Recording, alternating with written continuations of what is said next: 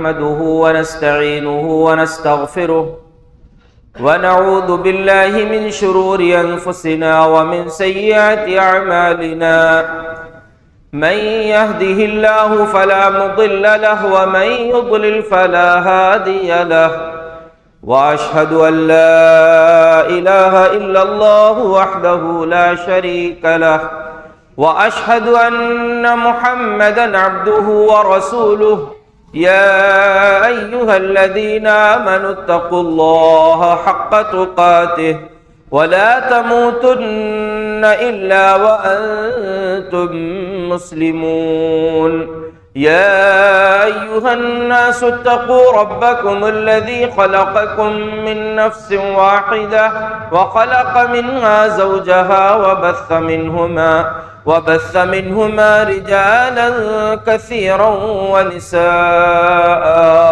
واتقوا الله الذي تساءلون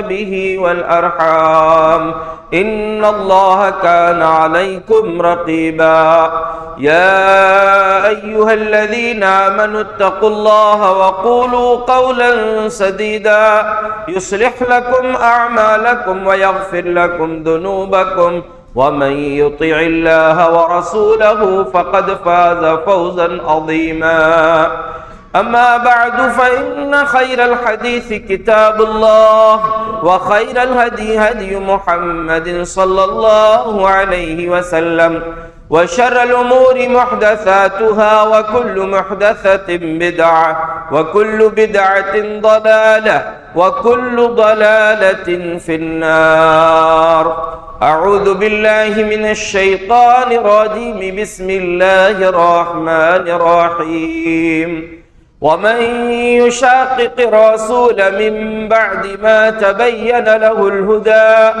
ويتبع غير سبيل المؤمنين نوله ما تولى ونصله جهنم وساءت مصيرا اللهم صل على محمد وعلى آل محمد كما صليت على إبراهيم وعلى آل إبراهيم إنك حميد مجيد اللهم بارك على محمد وعلى آل محمد كما باركت على إبراهيم وعلى آل إبراهيم إنك حميد مجيد رب اشرح لي صدري ويسر لي أمري واحلل عقدة من لساني يفقه قولي اللهم انفعنا بما علمتنا وعلمنا ما ينفعنا وزدنا علما سبحانك لا علم لنا إلا ما علمتنا إنك أنت العليم الحكيم اللہ رب العزت نے ہمیں انسانی شکل میں پیدا کرنے کے بعد دو عظیم ترین نعمتیں ہمیں عطا کی ہیں. پہلی نعمت جس کو اللہ رب العزت نے انسان کے لیے روح کی حیثیت عطا کی ہے. قرآن میں اللہ رب العالمین نے فرمایا وَكَذَلِكَ أَوْحَيْنَا إِلَيْكَ رُوحًا مِّنْ أَمْرِنَا مَا كُنْتَ تَدْرِي مَا الْكِتَابُ وَلَا الْإِيمَانُ. اے نبی ہم نے آپ کی طرف روح نازل کیا ہے جس کے نازل کیے جانے سے پہلے آپ کو یہ نہیں معلوم تھا کہ کتاب کیا چیز ہے اور ایمان کیا چیز ہے.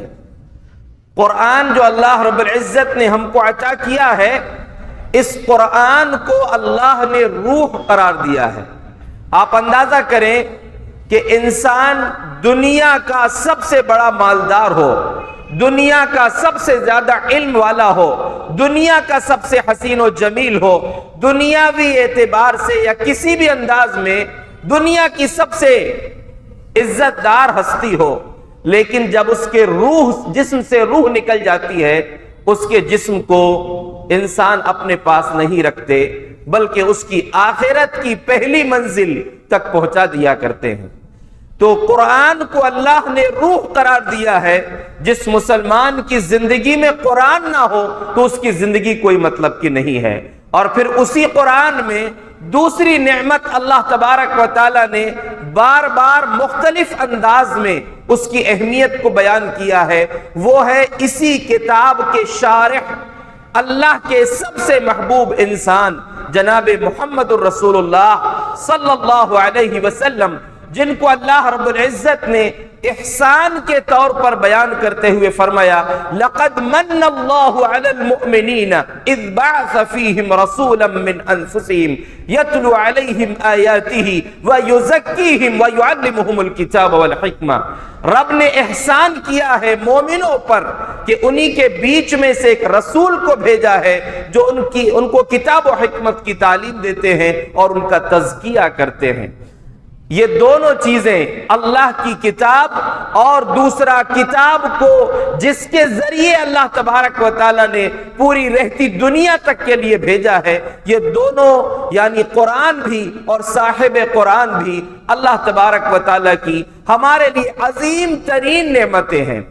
دنیا میں ایسے بھی لوگ، ایسے بدبخت بھی موجود ہیں جو قرآن کو تو مانتے ہیں لیکن صاحب قرآن کی زندگی کو اپنے لیے نمونہ نہیں سمجھتے۔ آج ضرورت ہے اس بات کی کہ صحیح معنوں میں اللہ رب العزت نے صاحب قرآن کو جو مقام و مرتبہ عطا کیا ہے، آپ کی زندگی کو جو کامل نمونہ بنایا ہے، اس نمونے کو ہم اپنی زندگی میں نافذ کرنے کی کوشش کریں۔ رب نے قرآن عطا کیا، قرآن کو اللہ تبارک و تعالیٰ نے تبیانا لکل شیء، قرآن میں ہی کہا ہے کہ یہ ہر چیز کی وضاحت کرنے والی کتاب ہے، لیکن اس کے باوجود بھی اللہ تبارک و تعالیٰ نے نبی کے مقام کو برقرار رکھا ہے۔ نبی کا مقام یعنی نبی کی سنت پر عمل کیے بغیر اسلام مکمل نہیں ہو سکتا۔ مسند احمد حدیث کی سب سے بڑی کتاب ہے، اس کتاب میں سنت کا تذکرہ کرتے ہوئے قرآن کریم کی اسی آیت جس کو ابھی آپ نے سنا، سورہ نساء کی آیت، اس آیت کو ذکر کر کے امام احمد بن حنبل نے اس کتاب میں ذکر فرمایا ہے لا يتصور اسلام بلا سنت ولا يفهم اسلام بلا سنت ولا يقبل اسلام بلا سنت۔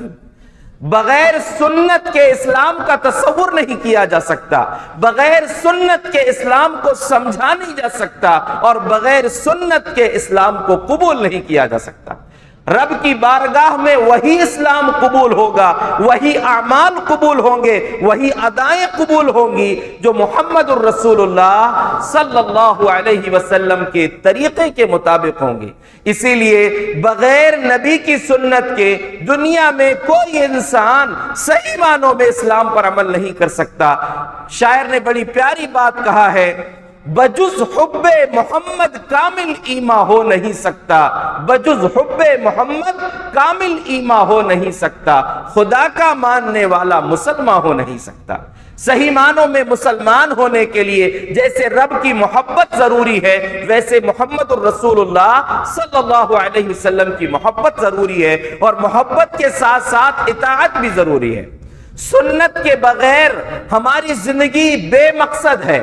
اسی لیے یاد رکھیے کہ اللہ تبارک و تعالیٰ نے جس ہستی کو، جس ذات کو ہمارے لیے نمونہ قرار دیا ہے، قرآن کی بار بار آیتیں آپ دیکھیں گے، مختلف آیتوں میں اللہ تبارک و تعالیٰ نے ان کے مقام و مرتبے کو بیان فرمایا ہے۔ قرآن کی اس آیت میں اللہ نے فرمایا وَمَن يُشَاقِقِ الرَّسُولَ مِن بَعْدِ مَا تَبَيَّنَ لَهُ الْهُدَى وَيَتَّبِعْ غَيْرَ سَبِيلِ الْمُؤْمِنِينَ نُوَلِّهِ مَا تَوَلَّى وَنُصْلِهِ جَهَنَّمَ وَسَاءَتْ مَصِيرًا، کہ جو انسان ہدایت کے واضح ہو جانے کے بعد رسول کی مخالفت کرے گا اور مومنوں کے راستے کو چھوڑ کر کوئی اور راستہ اختیار کرے گا۔ جس وقت قرآن نازل ہو رہا تھا مومنوں کی ایک ہی جماعت تھی، وہ صحابہ کی جماعت تھی۔ صحابہ کے منہج سے، صحابہ کے طریقے سے جو ہٹے گا نُوَلِّهِ مَا تَوَلَّى، وہ جس طرف جائے گا ہم جانے دیں گے، وَنُصْلِهِ جہنم، پھر اس کا ٹھکانہ جہنم ہوگا، وَسَاءَتْ مَصِيرًا، اور وہ بہت برا ٹھکانہ ہے، وہ جہنم انتہائی برا ٹھکانہ ہے۔ اس ٹھکانے سے بچنے کے لیے ہمیں محمد الرسول اللہ صلی اللہ علیہ وسلم کے طریقے کو اپنانا پڑے گا۔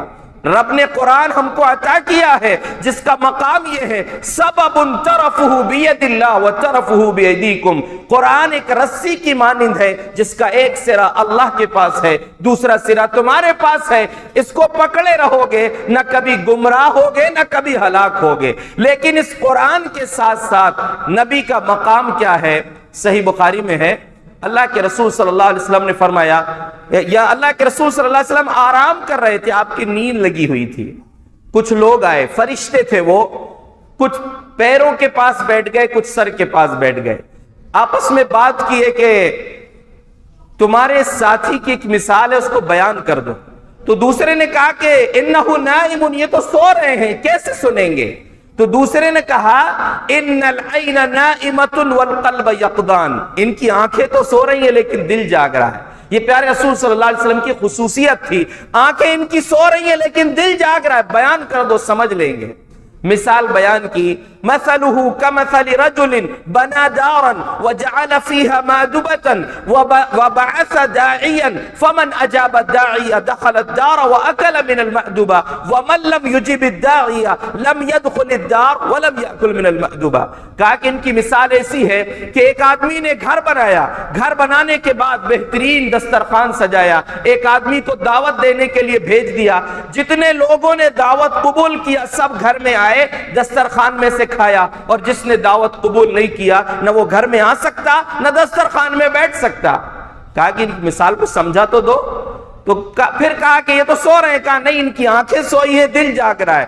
کہا کہ مطلب کیا ہے؟ فالدار الجنہ، وہ گھر جو بنا ہے وہ جنت ہے، وہ محمد داعی، اور محمد صلی اللہ علیہ وسلم، والداعی محمد صلی اللہ علیہ وسلم، وہ دعوت دینے والے جو ہیں وہ محمد صلی اللہ علیہ وسلم ہیں۔ گھر اللہ نے بنایا ہے، بہترین دسترخوان سجایا ہے، اور محمد صلی اللہ علیہ وسلم کو اللہ نے بھیجا ہے دعوت دینے والا بنا کر۔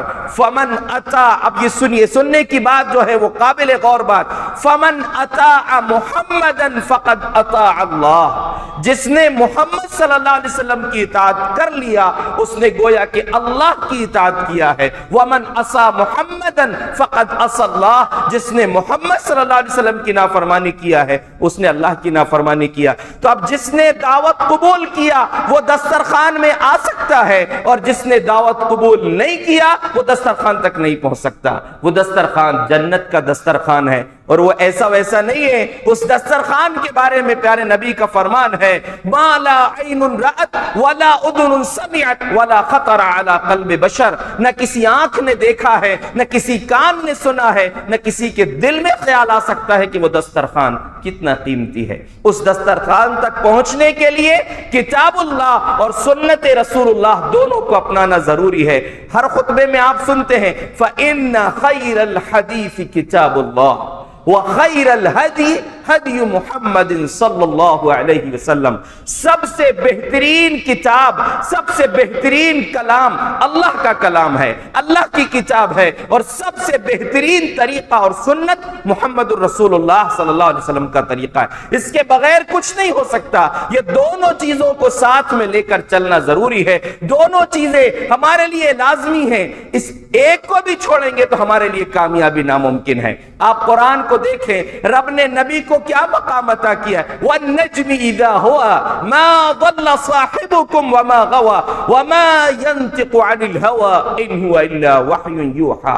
جس نبی کو ہمارے لیے رب نے نمونہ بنایا، قسم کھا کر کا، بغیر قسم کے بھی ہمارا رب کوئی بات کہے اس کو جھٹلایا نہیں جا سکتا، لیکن کہا ستارے کی قسم جبکہ وہ ٹوٹ کر گرے، ما ضل صاحبکم وما غوا، تمہارے ساتھی نے نہ راہ گم کی ہے اور نہ وہ بھٹکا ہے۔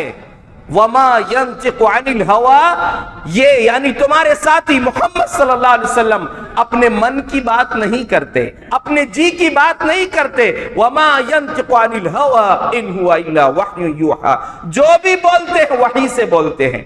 ایک صحابی تھے، پیارے رسول کے کلمات کو لکھتے تھے۔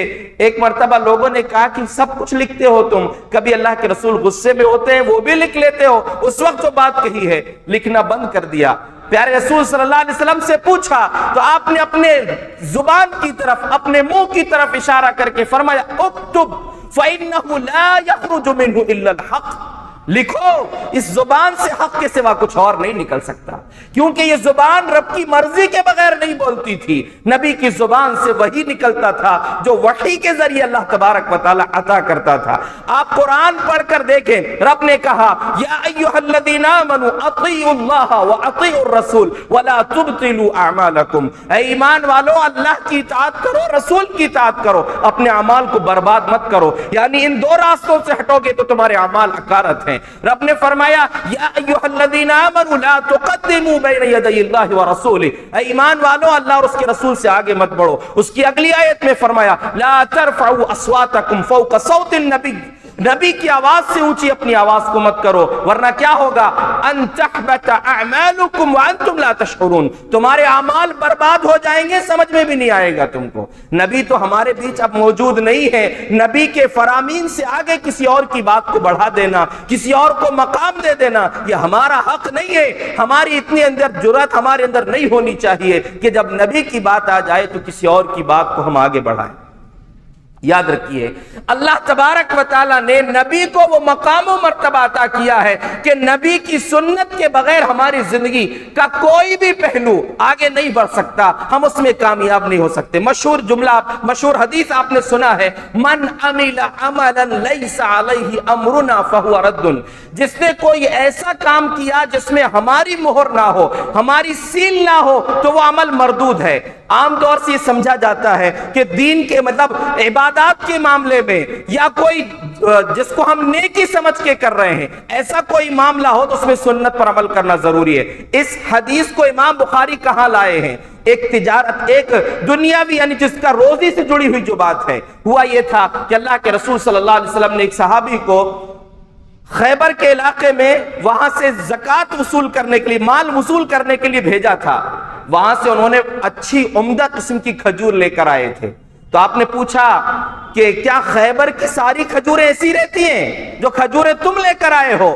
کہا کہ نہیں اللہ کے رسول، ایسا معاملہ نہیں ہے، ہم کیا کرتے ہیں، ناخذ الصاعین بالصاع، 2 صاع ردی کمتر کھجوریں دے کر 1 صاع اچھی والی کھجوریں لے لیتے ہیں۔ تو آپ صلی اللہ علیہ وسلم نے منع فرمایا یہ طریقہ غلط ہے، یہ طریقہ نہیں ہونا چاہیے، یا تو تم برابر کھجور ادلی بدلی کرو یا پھر اپنی ردی کھجور پہلے بیچ دو پھر اچھی والی کھجور خرید لو، یعنی جو وزن میں فرق آ رہا ہے یہ سود ہے۔ حضرت بلال رضی اللہ عنہ نے ایک مرتبہ برنی کھجور، اچھی قسم کی کھجور لے کر آئے تھے، اور کیوں لے کر آئے تھے؟ کہا کہ لنطعم النبی صلی اللہ علیہ وسلم، اس لیے لایا ہوں کہ اللہ کے رسول کو کھلاؤں گا۔ آپ نے پوچھا بلال کیسے لائے ہو؟ کہ اللہ کے رسول 2 صاع ردی کھجور دے کر 1 صاع اچھی کھجور لیا۔ آپ نے فرمایا عین الربا، اوہ اوہ عین الربا، عین الربا، توبہ توبہ، یہ تو کھلا ہوا سود ہے۔ تو یاد رکھیے جب تک ہمارا کوئی بھی عمل نبی کے عمل کے مطابق، نبی کی سنت سے ثابت نہیں ہوگا، وہ عمل قابل قبول نہیں ہو سکتا، ہمارا وہ عمل صحیح نہیں ہو سکتا۔ کسی بھی عمل کے صحیح ہونے کے لیے اس میں نبی اکرم صلی اللہ علیہ وسلم کا طریقہ ضروری ہے، چاہے وہ تجارت ہو، عبادت ہو، لین دین ہو، اخلاق ہو، کردار ہو، جو بھی معاملہ ہو، ہر معاملے میں اللہ رب العالمین نے جناب محمد رسول اللہ صلی اللہ علیہ وسلم کو ہماری زندگی کے لیے نمونہ بنایا۔ ہر چیز میں ایسے کام جو کام اتفاقاً کبھی ہوتے ہیں، اللہ نے وہ بھی کر کے دکھا دیا تاکہ اس عمل میں بھی نبی تمہارے لیے نمونہ ہو۔ نماز میں بھول چوک ہمیشہ نہیں ہوتی۔ پیارے رسول صلی اللہ علیہ وسلم ایک مرتبہ ظہر یا عصر کی نماز پڑھا رہے تھے، امامت فرما رہے تھے، 2 رکعت نماز پڑھ کے آپ سلام پھیر دیے اور بیٹھے بھی نہیں، اٹھ کر باہر نکل گئے، صحن میں جا کر کھڑے ہو گئے۔ صحابہ پریشان کہ ہوا کیا؟ 2 رکعت میں سلام پھیر دیا، لیکن ادب کا تقاضا یہ ہے کہ وفیہم ابو بکر وعمر فہابا، اس مجلس کے اندر ابو بکر جیسی شخصیت ہے، عمر جیسا مقام رکھنے والے انسان ہیں، لیکن اس کے باوجود بھی دونوں بھی بولنے سے ڈر رہے کہ کیسے بولے نبی سے۔ ایک صحابی تھے جن کو اللہ کے رسول صلی اللہ علیہ وسلم ذو الیدین کہتے تھے، 2 ہاتھ والے۔ اصل میں وہ بڑے خدمت گزار تھے، لوگوں کی خدمت کرتے تھے اپنے ہاتھوں سے، تو نبی نے ان کو لقب دے رکھا تھا ذو الیدین۔ لوگوں نے کہا کہ اب بات تو ذو الیدین ہی کر سکتے ہیں، اللہ کے رسول ان سے مذاق کرتے تھے۔ تو تو گئے اللہ کے رسول کے پاس، لیکن ادب کا انداز دیکھیے بولنے کا، بڑوں سے کیسے بولتے ہیں۔ ذوالیدین گئے، کہا اللہ کے رسول اقصرت الصلاۃ ام نسیتا، ماجرا کیا ہے، نماز کم ہو گئی ہے یا آپ بھول گئے ہیں؟ کہا کہ نہیں، نہ تو نماز کم ہوئی ہے نہ میں بھولا ہوں۔ کہا نہیں اللہ کے رسول، دونوں میں سے کچھ تو ہوا ہے، 4 رکعت کی نماز 2 رکعت پڑھی ہے آپ نے، یا تو نماز کم ہو گئی اللہ کی طرف سے یا پھر آپ بھول گئے۔ صحابہ سے پوچھا آپ نے کیا ماجرا ہے؟ کہا اللہ کے رسول 2 ہی رکعت آپ نے پڑھی ہے، آپ نے 2 رکعت مکمل کی، سجدہ سہو کیا اور اس کے بعد سلام پھر آپ نے۔ یہ امت کے لیے سبق تھا کہ اگر کبھی نماز پڑھتے ہوئے ایسی کوئی غلطی ہو جائے گی تو کیا کرو گے؟ اس معاملے میں بھی اللہ نے نبی کو لوگوں کے لیے اسوہ اور نمونہ بنا دیا۔ زندگی کا کوئی پہلو ایسا نہیں ہے جہاں پر نبی کی ذات ہمارے لیے نمونہ ہو۔ یہ دنیا کے سامنے چیلنج کیا جا سکتا ہے، چاہے آپ باپ کی حیثیت سے ہو یا شوہر کی حیثیت سے ہو یا آپ دوست کی حیثیت سے ہو، پڑوسی کی حیثیت سے ہو، استاد، تاجر، حاکم، جس انداز میں ہو، کسی بھی حیثیت میں آپ ہو، آپ کی ذات میں کوئی نقطہ نہیں نکال سکتا۔ یہ دنیا کے سامنے چیلنج ہے۔ آپ صلی اللہ علیہ وسلم کے سامنے ایک دن فیصلہ آیا تھا، ایک بنو مخزوم قبیلے کی ایک فاطمہ نامی عورت سے چوری ہو گئی، چوری کر لی اس نے، اب سزا یہ تھی کہ ہاتھ کاٹا جائے گا۔ قبیلے کے لوگ پریشان ہو گئے، قبیلے کی ایک عورت کے ہاتھ کٹے گا، پورے قبیلے کی ناک کٹ جائے گی۔ کہا کہ اب بات کون کرے گا؟ لوگوں نے کہا کہ اسامہ بن زید ہی بات کر سکتے ہیں، حب رسول اللہ، رسول اللہ صلی اللہ علیہ وسلم کے محبوب ترین انسان ہیں۔ گئے اسامہ سفارش کرنے کے لیے، اس قبیلے کی ناک بچانے کے لیے لوگوں کے حساب سے۔ کہا اللہ کے رسول قبیلے کے لوگوں کی سفارش ہے۔ کہا کہ اتشفع فی حد من حدود اللہ، اسامہ تم اللہ کی حدوں میں سے ایک حد میں سفارش کرنے آئے ہو۔ اللہ کی قسم لو سرقت فاطمہ بنت محمد لقطعت یدها، اللہ کی قسم اگر میری بیٹی فاطمہ بنت، یہ تو فاطمہ بنو مخزوم قبیلے کی ہے، فاطمہ بنت محمد بھی چوری کرتی تو اس کا ہاتھ بھی میں کاٹ دیتا۔ یہ انصاف ہے، یہ نبی کی ذات ہمارے لیے نمونہ ہے۔ بدقسمتی سے آج ہمارے ملک کی حالت ایسی بنا دی گئی، اس قدر نفرت گھول دی گئی کہ مجرم کو اس کے مذہب کے ساتھ دیکھا جاتا ہے۔ ایک مذہب کا آدمی ہے، جرم کیا ہے، اس کے لیے انداز کچھ اور ہوگا۔ دوسرے مذہب کا آدمی ہے، مجرم وہی ہے، جرم اس کا بھی وہی ہے، لیکن اس کے ساتھ معاملہ کچھ اور ہوگا۔ ہمیں اپنے ملک کی فضا کو بہترین بنانے کی کوشش کرنا چاہیے۔ مجرم کوئی بھی ہو، اس کا مذہب الگ ہے، مجرم کا معاملہ الگ ہے، مجرم کو اس کے جرم کی سزا ملنا چاہیے، مذہب کی بنیاد پر اس کا کام نہیں ہونا چاہیے۔ اللہ کے رسول صلی اللہ علیہ وسلم نے یہودیوں کے حق میں فیصلہ کیا ہے جب وہ حق پر ہوتے تھے۔ تو یاد رکھیے پیارے رسول کی زندگی کا کوئی بھی پہلو ہو، اس پہلو میں ہمیں آپ کی زندگی میں ہمارے لیے نمونہ ہے۔ آپ کوئی بھی معاملے کو دیکھیں، بالخصوص عبادات جو ہماری روز کی زندگی کا معاملہ ہے، نماز کا معاملہ ہے، پیارے رسول صلی اللہ علیہ وسلم نے کیا سبق دیا ہے؟ صلو کما رأیتمونی اصلی، نماز ایسے پڑھو جیسے مجھ کو پڑھتے ہوئے دیکھا ہے۔ صحابہ سے آپ کا حکم تھا، صحابہ سے آپ نے بات کہی تھی، صحابہ نے نماز کی ایک ایک ادا کو بیان کیا ہے۔ اسی لیے بہت کان کھول کر سنیے اس حدیث کو، صحیح بخاری میں بھی ہے، سنن نسائی میں بھی ہے، الفاظ تھوڑے سے تبدیل ہیں۔ صحیح بخاری کی روایت میں ہے، حذیفہ بن یمان رضی اللہ عنہ نے ایک شخص کو دیکھا نماز پڑھ رہا ہے، اگر صحابی نہیں ہوں گے تو کم از کم تابعی تو ہیں، کیونکہ صحابی رسول کے سامنے پڑھ رہے ہیں۔ تو صحابی رسول نے دیکھا حذیفہ بن یمان کون ہے، یہ اسپیشلسٹ ہیں فتنوں کے بارے میں بہت معلومات تھی۔ دیکھا کہ ایک آدمی نماز پڑھ رہا ہے، لا یتم رکوعہ ولا سجودہ، جو اطمینان سے رکوع اور سجدہ نہیں کر رہا تھا۔ حذیفہ بن یمان نے پوچھا کب سے پڑھ رہے ہو نماز؟ جب وہ نماز فلما قضا صلاتہ، جب نماز اس کی ہو گئی، صحیح بخاری کے الفاظ ہیں، انہوں نے کہا ما صلیتا، تم نے نماز نہیں پڑھے ہو، تمہاری نماز نہیں ہوئی ہے۔ کون بول رہے ہیں؟ صحابی رسول ایک نماز پڑھنے والے آدمی کو، تمہاری نماز نہیں ہوئی ہے۔ اور سنن نسائی کی روایت میں ہے، اس سے پوچھا منذ کم تصلی، کب سے پڑھ رہے ہو ایسی نماز؟ کہا منذ 40 عاما، 40 سال سے ایسی نماز پڑھ رہا ہوں۔ کیسی نماز؟ بغیر اطمینان کی تو چل میں آتا ہوں والی نماز پڑھ رہا ہے، جلدی جلدی والی نماز پڑھ رہا ہے۔ حضرت حذیفہ بن یمان رضی اللہ عنہ نے کہا نہ تو تمہاری نماز ہوئی ہے، وَلَوْ مُتَّ عَلَى هَذَا مُتَّ عَلَى غَيْرِ فِطْرَةِ رسول اللہ صلی اللہ علیہ وسلم، اگر ایسے ہی نماز پڑھتے ہوئے مر گئے تو نبی کے طریقے پر تمہاری موت نہیں ہوگی۔ اس حدیث کو آئینہ بنا کر اپنی نمازوں کو چیک کرو، اپنی نمازوں کو دیکھو. اور پھر دوسرا پہلو، ایک تو یہ ہے کہ اطمینان سے نماز نہیں پڑھ رہے ہیں، دوسری ایک اور سنت، نبی اکرم صلی اللہ علیہ وسلم کے صحابی حضرت عبداللہ بن مسعود کہتے ہیں ان من سنن الہدی، ہدایت کے راستوں میں سے ایک راستہ یہ ہے کہ تم نماز اس جگہ پڑھو حیث ینادی بہن، جہاں سے نماز کے لیے اذان دی جاتی ہے، یعنی جماعت کے ساتھ نماز ادا کرو. اور جماعت کے ساتھ نماز کہاں ادا کرو؟ جہاں صحیح وقت میں نماز ہو رہی ہے، جہاں سنت کے مطابق نماز ہو رہی ہے. آج بیچارے ہمارے بیچ کے لوگ دو نمازوں کو اپنی سوچ کی وجہ سے، اپنی آسانی کی وجہ سے برباد کر دیتے ہیں. کیسے برباد کرتے ہیں؟ عشاء کی نماز چھوٹی مسجد میں ذرا لیٹ ہو رہی ہے، فلاں مسجد میں جلدی ہو جا رہی ہے، وہاں جا کے پڑھ لیں گے. کون سی نماز پڑھ لے رہے ہو؟ عشاء کی نماز. یاد رکھو اللہ کے رسول صلی اللہ علیہ وسلم کے زمانے میں کئی مرتبہ لیٹ نماز ہوتی تھی عشاء کی. اور کتنی لیٹ ہوئی ہے؟ عمر رضی اللہ عنہ گئے اللہ کے رسول کے پاس، کہا نامت النساء والصبیان، اللہ کے رسول سب عورتیں بچے سو گئے ہیں. کون سے گھروں میں نہیں، جو مسجد آئے ہیں نماز پڑھنے، مسجد میں جو نماز کے لیے انتظار کر رہے ہیں. نامت النساء والصبیان، عورتیں اور بچے سو گئے، اللہ کے رسول نماز پڑھا دیجئے. پیارے رسول صلی اللہ علیہ وسلم باہر تشریف لائے، نماز پڑھے.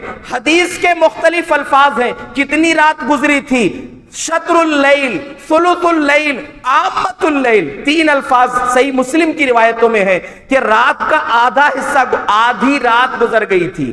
ثلث اللیل، رات کے تین حصے کر کے ایک حصہ گزر گیا تھا. اور تیسری روایت عامت اللیل، رات کا اکثر حصہ گزر چکا تھا. اس وقت آپ نے عشاء کی نماز پڑھائی تھی اور کہا تھا لوگو ان الناس قد صلوا ورقدوا، لوگ نماز پڑھ کے سو گئے، وانتم تنتظرون الصلاۃ، اور تم ہو کہ نماز کا انتظار کر رہے ہو. والناس، نماز کا انتظار کر رہے ہو. انکم فی الصلاۃ ما منتظرتموها، جب تک تم نے نماز کا انتظار کیے ہو تم نماز کی حالت میں رہے ہو. اتنی دیر جو انتظار کیے ہو ویسی نہیں گزرے گا تمہارا وقت، اس میں بھی تم کو ثواب ملے گا، تم نے نماز کا انتظار کیا ہے. عشاء کی نماز کے بارے میں صحابی کہتے ہیں یا اللہ کے رسول صلی اللہ علیہ وسلم کے بارے میں کہ آپ کو پسند تھا یحب ان یؤخرھا، آپ عشاء کی نماز کو دیر سے پڑھنے کو پسند کرتے تھے. یکرہ النوم قبلہ والحدیث بعدہ، عشاء کے پہلے آپ سونے کو ناپسند کرتے تھے، عشاء کے بعد جاگنے کو ناپسند کرتے تھے، باتیں کرنے کو ناپسند کرتے. آج رات کیسی گزر رہی؟ جلدی پڑھ لی تو سوئے کوئی 9 بجے کے پہلے، 9 بجے کے پہلے نماز پڑھے ہو عشاء کی، جلدی پڑھے ہو تو سوئے کہاں ہو؟ وہ ابھی تو سوچو کب سوئے ہو. نماز پڑھنے کی بڑی جلدی، وہاں دیر میں یہاں جلدی پڑھ کے ختم کر لو. غلط ہے یہ. کیا یاد رکھو وہاں جو نماز آپ جو پڑھ رہے ہو وہاں تو سنت کی سیدھی مخالفت ہے. کہ اس لیے بول رہے ہیں ہم کہ 4 نمازیں جو اول وقت میں پڑھنا چاہیے وہ لیٹ پڑھی جاتی ہے، اور جو ایک نماز کو لیٹ پڑھنا چاہیے شکل اس کو جلدی پڑھی جاتی ہے. الٹا معاملہ ہے، سنت کی مخالفت ہے سیدھے. یہ سنت کے مطابق اپنی نمازوں کو بنائیے. عصر کی نماز سو گئے حضرت، آرام سے اٹھیں گے فلاں مسجد میں مل جائے گی نماز. یاد رکھو، اچھے سے کان کھول کے سنو، صحیح بخاری کی روایت. حضرت ابو امامہ بن سہل بیان کرتے ہیں صلینا الظہر وراء عمر بن عبد العزیز، 5ویں خلیفہ راشد ہونے کا جن کو مقام حاصل ہے، عمر بن عبد العزیز کے پیچھے ہم نے ظہر کی نماز ادا کی. ثم خرجنا حتى دخلنا على انس بن مالک، جب نماز ظہر کی نماز پڑھ کے نکلے تھے انس بن مالک رضی اللہ عنہ کے پاس پہنچے. ممکن ہے تھوڑے فاصلے پر ہوں، جہاں بھی ہوں، ظہر کی نماز کے بعد ہم ان کے گھر گئے تھے. فرأیناہ یصلی، ان کو دیکھے کہ نماز پڑھ رہے ہیں تو پوچھا یا عمی ما الصلاۃ التی تصلی، کون سی نماز پڑھ رہے تھے چچا جان؟ کہا کہ صلیت العصر، میں نے عصر کی نماز پڑھا ہے، عصر کی نماز پڑھا ہے میں نے. اور یاد رکھو یہی وہ وقت ہے جس میں اللہ کے رسول صلی اللہ علیہ وسلم عصر کی نماز پڑھتے تھے. یعنی بالکل جہاں عصر کا وقت شروع ہوا وہاں پر عصر کی نماز انس بن مالک رضی اللہ عنہ پڑھ رہے ہیں. اور انس بن مالک کی ہی روایت ہے کہ اللہ کے رسول صلی اللہ علیہ وسلم کب پڑھتے تھے عصر کی نماز؟ یصلی العصر والشمس حیۃ مرتفعۃ، عصر کی نماز اس وقت پڑھتے تھے جب سورج زندہ ہوتا تھا اور بلند ہوتا تھا. زندہ کا مطلب کیا؟ اس کی تپش لگتی تھی کہ سورج کے اندر ابھی تازگی ہے، سورج کی گرمی محسوس ہوتی تھی. اور بتاتے ہیں کہ لوگ مسجد نبوی میں عصر کی نماز پڑھنے کے بعد یخرج الی العوالی، مدینے سے جو قریب بستیاں تھیں مدینے کے اوپری حصے میں وہاں تک جاتے تھے. والشمس مرتفعۃ، سورج تب بھی زندہ ہوتا تھا. اور مدینے سے وہ بستیاں کتنے دور تھیں؟ وبعض العوالی الی 4 امیال، 4 میل کے قریب تک تھیں وہ بستیاں. اتنے دور جاتے تھے صحابہ نماز پڑھنے کے بعد، تب بھی سورج زندہ ہوتا تھا. یہاں تو نمازوں کی حالت کیا کر دی گئی عصر کی نماز کی؟ تلک صلاۃ المنافق، تلک صلاۃ المنافق، تلک صلاۃ المنافق. وہ منافق کی نماز ہے. 3 بار نبی نے دوہرایا. کون سی نماز؟ بیٹھ کے انتظار کرتے رہتا ہے جب سورج بالکل ڈوبنے کے قریب ہو گیا، شیطان کے سینگوں کے پاس پہنچ گیا، تب جا کر فنقر 4، جلدی جلدی 4 ٹھونگے مار لیا. اللہ کا ذکر اس میں کچھ بھی نہیں کیا. اپنے آپ کو دیکھو کہاں ہو. ایک صحابی ابو ذر رضی اللہ عنہ، پیارے رسول نے خود ان سے پوچھا، صحیح مسلم کی روایت ہے، کیف انت اذا کنت اذا كانت فيكم امراء يميتون الصلاة او يؤخرون الصلاة. ابو ذر اس وقت کیا کرو گے جب تم ایسے حاکموں کے بیچ میں رہو گے، ایسے اماموں کے وقت میں رہو گے جو نماز کو مار کر پڑھیں گے، یا يؤخرون الصلاة عن وقتها، نماز کو اس کے وقت سے مؤخر کر کے پڑھ دیں گے. دونوں الفاظ ہیں. کیا کرو گے؟ ابو ذر نے کہا فماذا تأمرنی، اللہ کے رسول آپ کیا حکم دیتے ہیں؟ آپ نے فرمایا صلی الصلاۃ لوقتها، ایسی جماعت کا انتظار مت کرنا، ایسے لوگوں کے پیچھے انتظار مت کرنا، اپنی نماز کو برباد مت کرنا، نماز کو اپنے وقت میں پڑھ لینا. فَإِنْ أَدْرَكْتَ مَعَهُمْ فَصَلِّ مَعَهُمْ، اگر ان کے ساتھ مل جائے گی تو ان کے ساتھ بھی پڑھ لینا. کیوں؟ فَإِنَّهَا لَكَ نَافِلَةٌ، وہ تمہارے لیے نفل ہو جائے گی. اصل تو وہی ہے. اور اگر نہیں پڑھے فَإِنَّكَ قَدْ أَحْرَزْتَ صَلَاتَكَ، تم نے اپنی نماز کو بچا لیا. مطلب کیا ہوا؟ اگر اول وقت میں پڑھو گے تو نماز صحیح ہے، ادھر لیٹ کر کے پڑھو گے تو برباد ہو رہی ہے نماز تمہاری. اب سوچو یہ عصر کی نماز ہے. کون سی نماز ہے؟ پیارے رسول صلی اللہ علیہ وسلم کے ایک صحابی ابو بردہ رضی اللہ عنہ کے ساتھ کچھ لوگ تھے، جنگ کا موقع ہے اور ابر آلود موسم تھا. کہا بکروا لصلاۃ الفجر، لوگوں جلدی عصر کی نماز پڑھو، اس لیے کہ میں نے اللہ کے رسول صلی اللہ علیہ وسلم کو فرماتے ہوئے سنا ہے الذی تفوتہ صلاۃ العصر فقد حبط عملہ، جس کی عصر کی نماز بیکار ہو گئی اس کے پورے عمل بیکار ہو گئے. پورے عمل بیکار. 4 نمازیں جو ہیں وہ بھی غارت ہو جائیں گی اگر عصر کی نماز کو برباد کرو گے. رب نے حکم دیا نماز قائم کرو، حافظوا علی الصلوات والصلاۃ الوسطی، پوری نمازوں کی حفاظت کرو، خاص طور سے درمیانی نماز وسطی یعنی عصر کی نماز کی حفاظت کرو. بڑی قیمتی نماز ہے. اور ایک روایت کے الفاظ صحیح بخاری کی الذی تفوتہ صلاۃ العصر فکأنما وطر اہلہ ومالہ، جس کی عصر کی نماز چلی گئی گویا کہ اس کے اہل و عیال سب کے سب برباد ہو گئے، کچھ نہیں بچا. اپنی نماز کو برباد مت کرو. اول وقت میں جہاں سب سے صحیح وقت، سب سے پہلے وقت ہونے پر نماز پڑھی جا رہی ہے، اس جگہ جماعت کے ساتھ اپنی نماز کو ادا کرو. یہ سنت طریقہ ہے، سنت یہی ہے. سنت کے مطابق رہو گے تو صحیح رہو گے، سنت سے ہٹو گے تو بہت بڑا نقصان ہے. پیارے نبی صلی اللہ علیہ وسلم کی اس مقام کو بیان کرتے ہوئے رب نے فرمایا فَلْيَحْذَرِ الَّذِينَ يُخَالِفُونَ عَنْ أَمْرِهِ أَن تُصِيبَهُمْ فِتْنَةٌ أَوْ يُصِيبَهُمْ عَذَابٌ أَلِيمٌ. جو نبی کے طریقے کی مخالفت کرتے ہیں انہیں سوچنا ڈرنا چاہیے کہ کہیں فتنے میں مبتلا نہ ہو جائیں، کسی عذاب میں مبتلا نہ ہو جائیں. دوسری آیت میں اللہ نے فرمایا وَإِن تُطِيعُوهُ تَهْتَدُوا، اس کی اطاعت یعنی ہمارے رسول کی اطاعت کرو گے تو ہدایت پر رہو گے. ہدایت یہی ہے، اس کے علاوہ کہیں بھی نہیں ہے. اپنی زندگی کے ہر پہلو کو، اپنی زندگی اپنے چہرے میں داڑیاں رکھو. بڑے لوگوں کو نفرت ہے داڑیوں سے، یا یہ سنت ہے کہ اپنے چہرے پر داڑھی ہونی چاہیے. کلین شو رہتے ہیں، اتنی بری صورت بنا کے گھومتے رہتے ہیں. عورتوں کی مشابہت ہے یہ. رب نے مرد بنایا، مرد بن کے رہو. چہرے سے داڑھیوں کو صاف مت کرو. کچھ داڑھی چھوٹی رکھتے اپنی مرضی کی داڑھی، مرضی کی نہیں چلے گی، مرضی کی مخالفت کرنا پڑے گا، سنت کی موافقت کرنا پڑے گا، تب صحیح معنوں میں ہم اس مقام تک پہنچیں گے جو مقام اللہ نے رکھا ہے، جو صحابہ نے زندگی گزاری ہے. ادھر حکم محمد ہے، ادھر گردن جھکائی ہے. کوئی پرواہ نہیں کیا نقصان ہوگا. آخری بات یہ ہے صحابہ وہ تھے جنہوں نے ایسی چیزوں میں جہاں اپنی پسند اور ناپسند چلتی ہے. انس بن مالک کہتے ہیں ایک دن ایک ٹیلر نے اللہ کے رسول صلی اللہ علیہ وسلم کی دعوت کیے تھے، اور دعوت میں کیا بنائے تھے؟ فعرض خبزا ومرقا، انہوں نے جو دعوت میں پیش کیا تھا روٹیاں تھیں اور شیرہ تھا، شوربہ تھا. وہ شوربہ کس چیز کا تھا؟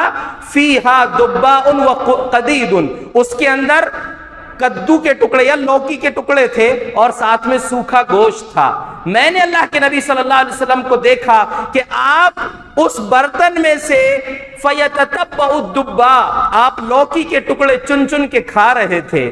کہتے ہیں انس بن مالک فلم ازل احب الدباء من یومئذ، اس دن کا دن ہے مجھے لوکی سے محبت ہو گئی، اس لیے محبت ہو گئی کہ نبی کو کھاتے ہوئے دیکھا ہے. یہ تھے صحابہ جن کو نبی کی ہر ادا سے محبت تھی. ہماری زندگی چاہے عبادات ہو، لین دین ہو، اخلاق ہو، کردار ہو، گھر کی زندگی ہو، باہر کی زندگی ہو، مسجد کی زندگی ہو، بازار کی زندگی ہو، ساری زندگی کے ہر پہلو میں اگر نبی کی سنت ہماری زندگی میں ہوگی تو ہماری زندگی قابل قبول ہے. ہماری زندگی کا وہ انداز اللہ کو پسند آئے گا اور اس سے ہٹیں گے سوائے نقصان کی کچھ نہیں ہے. اس لیے اللہ کے بندو، پیارے رسول صلی اللہ علیہ وسلم کو رب نے جو مقام دیا ہے اس مقام کو سمجھو اور اس مقام والی اس ہستی کو جو اللہ نے ہمارے لیے نمونہ بنایا ہے اس کو اپنے لیے نمونہ بنا کر اپنی زندگی کو کامیاب بنانے کی کوشش کرو. اللہ سے دعا ہے جو کچھ باتیں میں نے عرض کی ہیں اللہ ہمیں اس کو سمجھ کر عمل کرنے کی توفیق عطا فرمائے. اللہ صحیح معنوں میں کتاب و سنت کی روشنی میں ہمیں اپنی زندگیوں کو گزارنے کی توفیق نصیب فرمائے. اللہ اسی پر زندگی بھی دے اور اسی پر خاتمہ نصیب فرمائے. آمین. وآخر دعوانا الحمدللہ رب العالمین.